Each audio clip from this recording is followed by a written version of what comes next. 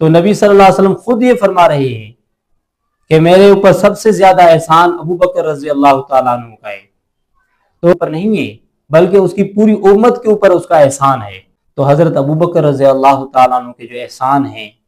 نبی صلی اللہ علیہ وسلم کے اوپر، اور نبی صلی اللہ علیہ وسلم کے اوپر صرف نہیں ہے بلکہ نبی صلی اللہ علیہ وسلم کی جو اہل و عیال ہیں اسی کے اوپر بھی حضرت ابو بکر رضی اللہ تعالیٰ عنہ کے احسانات ہیں۔ نبی صلی اللہ علیہ وسلم نے فرمایا کہ ابو بکر کو کہیں کہ جا کر نماز پڑھائے،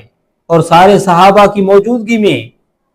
حضرت علی رضی اللہ تعالیٰ عنہ وہاں موجود تھے، عمر فاروق موجود تھے، عثمان غنی موجود تھے، تمام صحابہ وہاں پر موجود تھے، لیکن ابو بکر رضی اللہ تعالیٰ عنہ کو کہا گیا کہ آپ نماز پڑھائیں۔ نبی صلی اللہ علیہ وسلم نے حکم دیا ہے کہ آپ نماز پڑھائیں۔ یہ ابو بکر رضی اللہ تعالیٰ عنہ کی فضیلت ہے جو نبی صلی اللہ علیہ وسلم نے دیا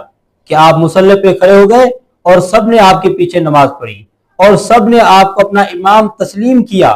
کہ نبی صلی اللہ علیہ وسلم کے حکم کے مطابق سب نے آپ کے پیچھے نمازیں پڑھی۔ تو یہاں پر یہ بات واضح ہو جاتی ہے کہ نبی صلی اللہ علیہ وسلم نے جب ابو بکر رضی اللہ تعالیٰ عنہ کو مصلی پہ کھڑا کر دیا امام اور سب کا امام بنا دیا، تو یہ بات واضح ہو گئی کہ امت میں سب سے زیادہ افضل صحابہ کے اندر ابو بکر رضی اللہ تعالیٰ عنہ ہیں، جس کو نبی صلی اللہ علیہ وسلم نے فرمایا کہ آپ نماز پڑھائیں، اور سب صحابہ نے آپ کے پیچھے نمازیں پڑھی۔ اور ایسا مقام حضرت ابو بکر رضی اللہ تعالیٰ عنہ کا جو نبی صلی اللہ علیہ وسلم نے اپنی زبان مبارک سے بتایا، کسی اور کو یہ فضیلت حاصل نہیں ہے جو ابو بکر رضی اللہ عنہ کو حاصل ہے۔